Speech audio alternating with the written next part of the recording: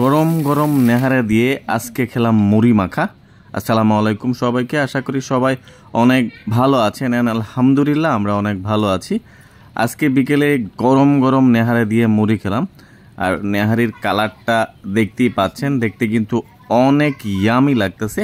আর নেহারিটা অনেক সফট হয়েছে, জাস্ট ধরার সাথে সাথে হচ্ছে খুলে আসতেছে। আর নেহারির সাথে যে রগগুলো থাকে, যে রাবারি যেই গোস্তগুলো থাকে, এটা খেতে অনেক অনেক অনেক ভালো লাগে আমার কাছে।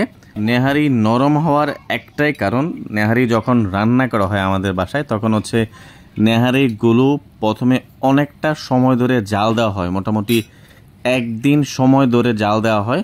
তো এর ফলে নেহারিগুলো অনেক সফট হয়। আর পাশাপাশি নেহারিতে যে একটা স্মেল থাকে আলাদা, ওই স্মেলটা যেটা হচ্ছে অনেকে নিতে পারে না, একটা বাজে স্মেল থাকে, ওই স্মেলটা থাকে না অনেকটা সময় ধরে জাল দেওয়ার ফলে।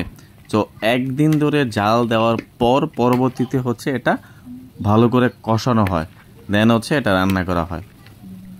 দেখতেই পাচ্ছেন হাড়টা থেকে সবগুলো রগ একদম খুলে চলে আসছে, এতটাই নরম হয়েছে নেহারিটা।